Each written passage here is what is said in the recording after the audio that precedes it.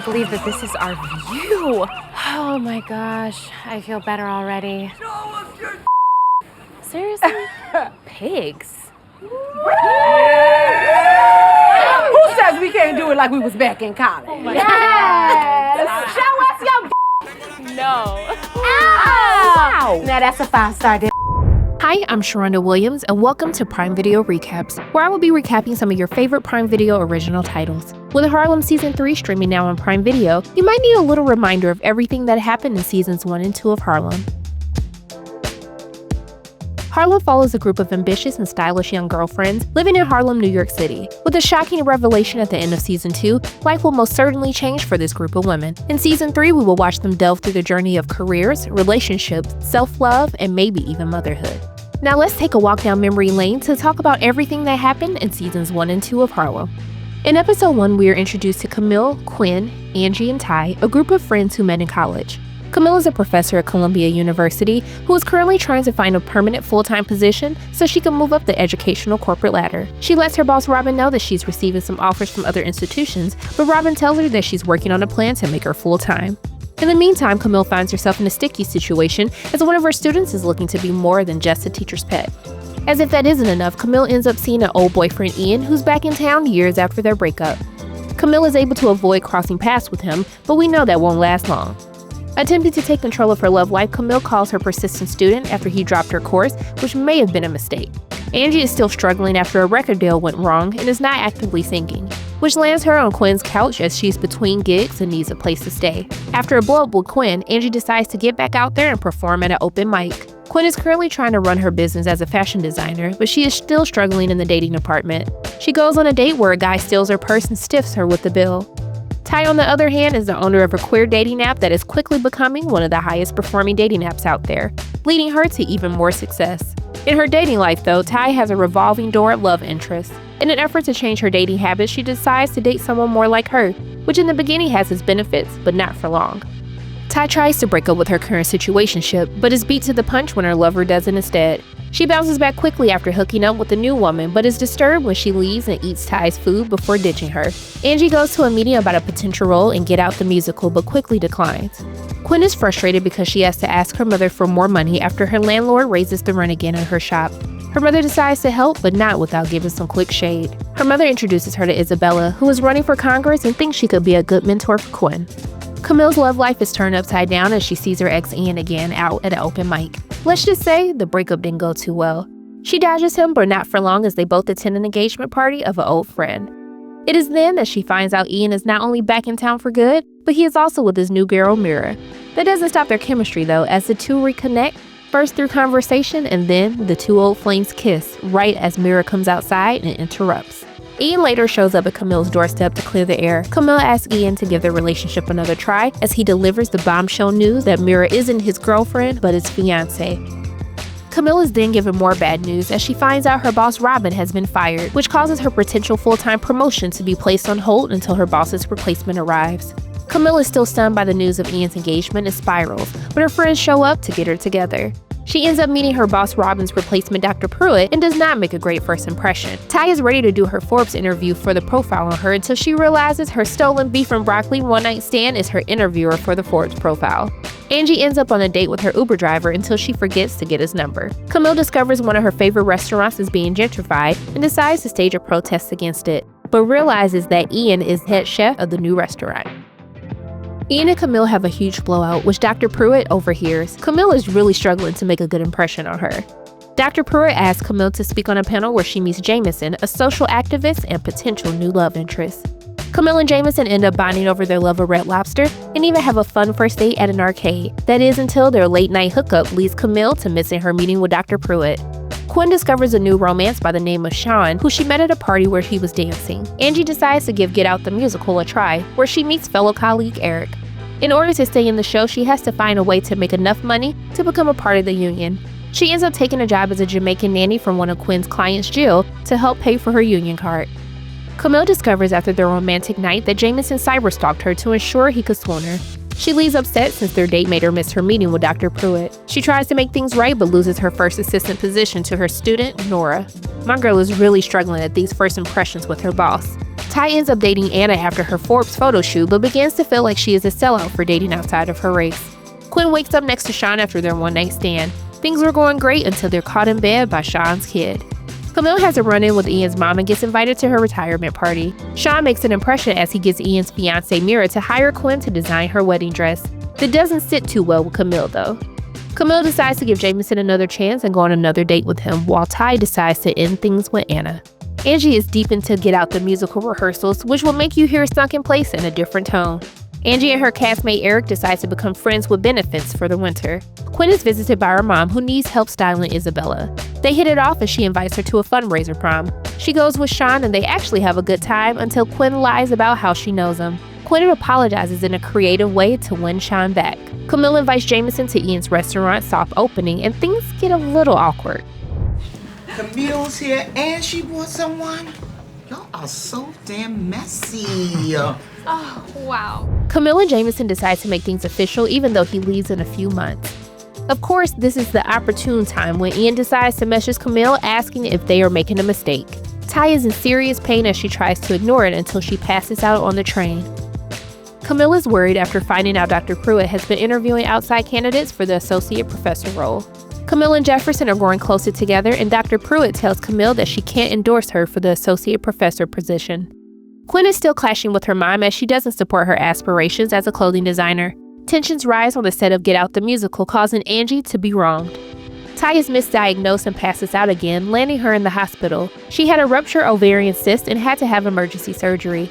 The doctors discover more cysts and recommend a hysterectomy without exploring any additional options. We then learn from the doctor that Ty actually has a husband who gave the okay to perform the surgery. Not even Ty's friends knew until Brandon walked through the door. We then cut to 5 years in the past to see what the ladies were up to in their lives. Camille and Ian were preparing for their move to Paris. Before they were set to leave, Camille makes the decision to break up with Ian and stay in New York City. Ty was working for an app company and let's be honest, she was not enjoying it. Ty was in a year-long relationship with Melissa and she asked her to move in. Ty tells her the truth about Brandon, but Melissa was not okay with revealing a secret so late in their relationship and broke up with her. Angie has money, y'all, and she is living her best life as a singer. She has her own place and a driver. Her record label is shut down and she ends up losing her record deal. Quinn was living the corporate life as a VP and her mom was actually proud of her. She had her man Damien, but she wasn't fulfilled, so she quit. In present day, the girls see Angie's play and they absolutely hate it. Ian asks Camille to help him pick out art for his restaurant. Things are okay until they're robbed at the end of the night. Ian professes his love to her and they almost kiss, but they are interrupted.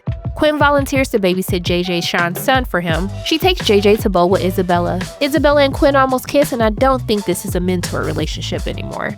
Dr. Pruitt hires someone else for the associate professor position, which left Camille down. But Jameson asks her to move to Chicago with him. Brandon is staying with Ty and going out of his way to not sign the divorce papers. Brandon goes off on Ty and they get into a heated argument and he threatens to go after her money. Angie is offered one of the lead roles in Get Out the musical, but the happiness is quickly taken away after they find out the play was not sanctioned, so they canceled it. Quinn finishes Mira's dress and she realizes she may be into Isabella. Quinn and Camille get drunk and Camille shows up at Dr. Pruitt's home to go off on her and quit. Quinn shows up to Isabella's campaign headquarters and asks her out on a date. She says yes. Quinn drops Mira's wedding dress off and Camille and Ian see each other. She tells him she still loves him and they kiss with Mira looking above, bringing season 1 to a shocking end. In season 2, episode 1, we pick up where we left off in the shocking season 1 finale when Camille and Ian shared a steamy kiss the night before his wedding at his wedding rehearsal. What they didn't realize was Ian's fiancée Mira was looking on above and saw the kiss. Mira tries to interrupt and act as if she didn't see it, but she confronts them and baby, she lets them have it, as she surely should have. Embarrassed, Camille storms off and leaves Ian behind. Camille, Ty, Quinn, and Angie meet up for brunch and catch each other up on their lives. Camille is still feeling guilty about kissing Ian, and she doesn't know what to do about Jameson, the guy she is currently dating. Camille is also trying to get her job back from Dr. Pruitt. Camille goes to see Dr. Pruitt and try to get her job back. Dr. Pruitt scolds her and tells her she would think about it, but to never show up to her house again without an invitation. Camille goes to apologize to Ian's mom and ends up running into Mira, and Mira tells her to F off. Camille goes back to Dr. Pruitt's place and says she will finish out her contract and then quit. Ty is still trying to process her ex-husband Brandon coming back into her life and what his hidden agenda is. Ty goes to a plant shop to find a plant that can help her connect emotionally with people better. While there, she meets Amy, the owner. Amy gives her a cactus and Ty thinks the price is too high, but she buys it anyway. Let's just say Ty's time as a plant owner doesn't last too long. Angie is trying to get her groove on with her friend with benefits partner in crime, Eric, but he is still upset with her for getting their production of Get Out canceled. As she is out with the girls, Angie gets her fortune told, which reveals she will make love to the most beautiful man in New York and her curse of bad luck will be lifted. And you already know our girl Angie accepted and completed that challenge with a quickness. Things go great on Quinn's first date with Isabella. Camille sees Jameson and he tells her he turned the job down in Chicago to stay in New York with her. Camille doesn't seem too happy about Jameson's news of staying in New York, and he leaves upset. Ian visits Camille in one of her classes. He tells her that he wants to be with her, and they share a kiss. They go back to Camille's apartment and get into an argument after neither wants to accept full blame for the end of Ian's engagement. Ty finds out she is all over his site cause she be toxic. Angie finds a new wealthy love interest, but let's just say he is lacking in the downstairs department. Isabella asks Quinn to slow things down in their relationship. Camille goes to see Ian at work and she tells him she loves him and they make up. Ty meets a new love interest, Zoe, who is just like her, unattached with a dash of toxicity, but before she can enjoy her happy ending, her ex-husband Brandon appears. Ty goes to see Amy at the plant store for a new plant. Camille and Ian have an awkward sexual encounter. Ty reaches out to her friends Evan and Alicia to observe their relationship in hopes of finding a real connection with someone. Quinn's mom introduces her to Michael, an eligible bachelor. Camille and Ian take edibles to help spice things up in the bedroom. Quinn's mother gets upset when Quinn comes out to her on the golf course. Quinn and her mom find common ground. Angie's family is having a barbecue and honey, her family knows how to have a good time. Angie receives devastating news that she didn't get the backup singer gig. Angie receives encouragement from her brother about how strong she is. He keeps pushing her to achieve her dreams no matter how many rejections she gets. Ian and Camille find a way to connect sexually, but are interrupted once Ian gets served with papers. It is revealed that Ian was served by Mira's parents, asking him to foot the bill for the canceled wedding. Ty is encouraged by a nurse to have a hysterectomy so she can stop coming in so frequently for blood transfusions. Quinn is preparing for a Vogue interview. Angie gets the role in a Hallmark film. Ty and Camille consult a doctor about their reproductive health. Ian tries to teach Angie how to ride a bike, but it doesn't go well at all. Ty is going through mediation with Brandon to settle their divorce, but her ego may get in her own way. Quinn is killing it in her Vogue interview until she has a revelation that she may be unhappy when she is asked to name 3 things that make her happy. She has a breakdown and starts crying in the middle of the interview, causing it to be canceled. Angie meets a new love interest, Michael, at an event. Now wait a minute, isn't that the same Michael from the golf course with Quinn? Child, let me mind my business. Angie ends up learning how to ride a bike from him as well, and they share a passionate kiss. Camille learns from her doctor that there is a possibility she can't have kids since her egg count is low. Ty learns that she has a great egg count and is thinking about freezing her eggs. Ian asks Ty and Camille what they are talking about, but Camille quickly changes the subject. Jameson goes to see Camille and tells her that he secretly submitted their work for a special academic researcher's grant. He tells her their work was accepted and they got the grant, but she tells him she doesn't want to work with him. Angie tells Quinn she is moving out and they get into an argument. Quinn tells Ty she has been having a hard time and just needs to have fun at the Pride Parade. Ty finds out another company stole her company idea. Dr. Pruitt enlists the help of Camille on a research project. Ty decides to keep her company. Angie and Quinn make up and Ian speaks to Jameson as the episode comes to an end. Ian tells Camille about his conversation with Jameson and he tells her that she should take the grant. Camille isn't happy that he's been reading her messages and then mistakenly spills the beans about her not being able to have kids. Ian gets upset and leaves. Quinn is still depressed. Michael visits Angie on set and asks her to come to his birthday party. Camille goes to see her mom. Brandon gives Ty the money back from the divorce settlement, and he finally receives closure from their relationship. Quinn tells Angie and Ty about her depression. Camille and Ian make up, and the episode ends with Camille waking up naked next to Jameson. The ladies take a trip to Puerto Rico. Quinn runs into Keith, a blast from her past at NYU. They go on a date and share a kiss.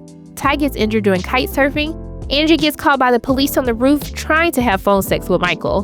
Quinn runs into her mom at the resort, and her mom tells her that her depression runs in the family and her father is on medication for it. Camille has the realization that she may not want to have kids. Also, it is revealed that she didn't actually sleep with Jameson, but the situation still doesn't look good because Jameson was sleeping over even if it was only to work on their research grant project. The women end their girls' trip on a high note. Quinn decides to take medication to manage her depression.